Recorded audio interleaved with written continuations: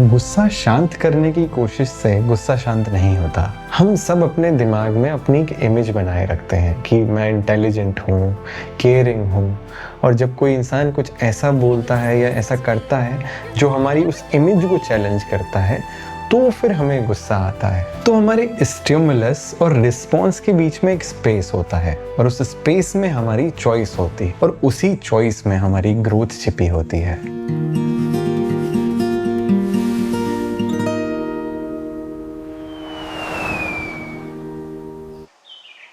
आखिरी बार आपको किसी इंसान पर गुस्सा कब आया था?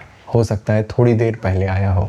बहुत लोगों के साथ ऐसा होता है कि वो बात हो जाने के बाद घंटों तक अपने मन में वही सिचुएशन रिपीट करते रहते हैं और फिर सोचते रहते हैं कि मुझे उस समय ये बात कहनी चाहिए थी, इस तरह जवाब देना चाहिए था। वैसे ये वीडियो एंगर मैनेजमेंट टिप्स के बारे में नहीं है। ये टिप्स वगैरह बस ऊपर ऊपर ही काम करते हैं। जैसे मान लीजिए एक छत टपक रही है और आप नीचे बाल्टी रखते हैं, तो बाल्टी थोड़ी देर के लिए तो काम कर देगी, लेकिन उससे प्रॉब्लम सॉल्व नहीं होगी, बस टल जाएगी। इसीलिए हम जो आज बात करेंगे उसमें गहराई से समझेंगे कि एंगर है क्या and how to never get angry. मान लीजिए आप एक गाड़ी चला रहे हैं, खूब ज़्यादा ट्रैफिक है और अचानक बगल से एक गाड़ी खूब तेज़ी से आपको कट मार कर निकल जाए। अब आपका पहला रिएक्शन क्या होगा? जाहिर सी बात है, आप उसे चिल्लाएंगे, गुस्सा आएगा।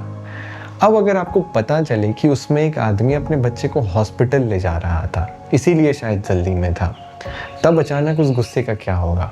वो 1 सेकंड में गायब हो जाएगा। ज़रा सोचिए, लेकिन क्यों?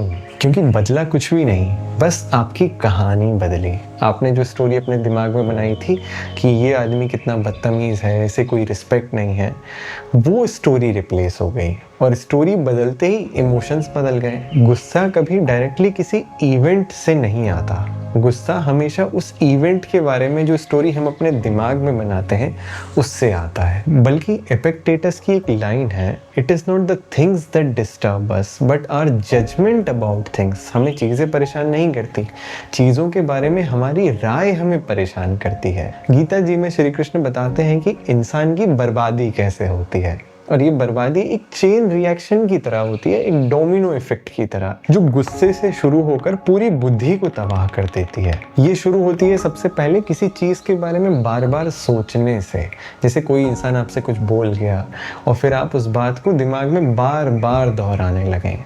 इसके बाद उस थॉट से हमारा अटैचमेंट बनता है, और फिर अटैचमेंट से एक डिज़ायर पैदा होती है कि मुझे उसे सबक सिखाना चाहिए, उसे सज़ा मिलनी चाहिए। और फिर जब ये डिज़ायर पूरी नहीं होती तब हमें गुस्सा आता है, और फिर हमारे गुस्से से एक तरह का सम्मोह बनता है, एक कन्फ्यूजन या डिल्यूजन जिसे हम बोल सकते हैं। इसमें हमें दिखना बंद हो जाता है कि सामने वाला भी एक इंसान है, उसकी भी कोई स्टोरी है। हम भूल जाते हैं कि रिलेशनशिप कितना इम्पॉर्टेंट है, और जैसे ही उस समय मेमोरी भी चली जाती है, तब हम वो डिसीजंस लेने लगते हैं जो नॉर्मली हम कभी नहीं लेते, जैसे चिल्लाना या चीज़ें तोड़ना या शायद रिश्ता ही ख़त्म कर देना। और फिर बुद्धि नाशात् प्रणश्यति, वहीं से बर्बादी शुरू हो जाती है। अब जब आप इस चेन रिएक्शन को ठीक से देखेंगे तो आपको पता चलेगा कि गुस्सा इसमें बीच में कहीं है, शुरुआत में नहीं है।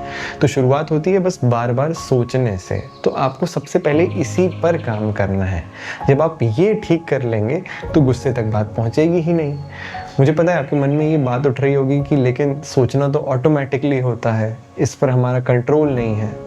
तो हाँ, और यही अगला पॉइंट है, हमें हर बात पर गुस्सा नहीं आता। मान लीजिए एक अनजाने में छोटा बच्चा आपको बुढ़ा बोल दे, तो आप शायद उस बात पे हंस देंगे, लेकिन वही बात अगर आपके किसी अपने ने बोल दी, आपकी वाइफ बोले, आपके बॉस बोले, या कोई आपका दोस्त बोल दे, तो आप उससे लड़ बैठेंगे। तो ऐसा क्यों? बल्कि वर्ड्स तो सेम ही थे। क्योंकि गुस्सा एक्चुअली सामने वाले के बारे में कभी नहीं होता। गुस्सा हमेशा उस इमेज के बारे में होता है जो हमने अपने लिए अपने दिमाग में बनाई हुई है। हम सब अपने दिमाग में अपनी एक इमेज बनाए रखते हैं कि मैं इंटेलिजेंट हूँ, केयरिंग हूँ, और जब कोई इंसान कुछ ऐसा बोलता है या ऐसा करता है जो हमारी उस इमेज को चैलेंज करता है, तो फिर हमें गुस्सा आता है। क्योंकि गुस्सा एक्चुअली एक डिफेंस मैकेनिज्म है। अगर कोई आपको बोले कि आपको उड़ना नहीं आता, तो बताइए आपको गुस्सा आएगा क्या? नहीं आएगा, क्योंकि आपने कभी ये इमेज बनाई ही नहीं कि आपको उड़ना आता है।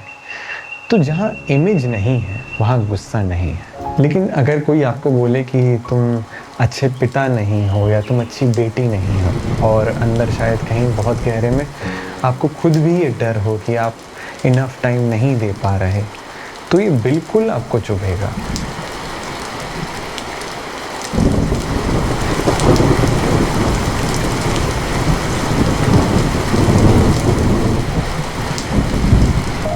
इसीलिए असली सवाल ये होना चाहिए कि हम अपने बारे में कौन सी ऐसी इमेज को बहुत ज़ोर से पकड़ के रखे हैं, इतना ज़ोर से कि उसे छूने भर से हम टूट जाते हैं। सोचिए, पिछली बार जब आपको बहुत गुस्सा आया था तो कौन सी ऐसी इमेज थी जिस पर चोट लगी थी, और इन बातों को कह देना, इनको बता देना ही इन्हें छोड़ देना होता है। और अगर आपको लगता है कि आप उस इमेज को छोड़ने के लिए तैयार हैं, तो मैं सारे कमेंट पढ़ता हूँ, आप उसे इस वीडियो के कमेंट में छोड़ दीजिएगा।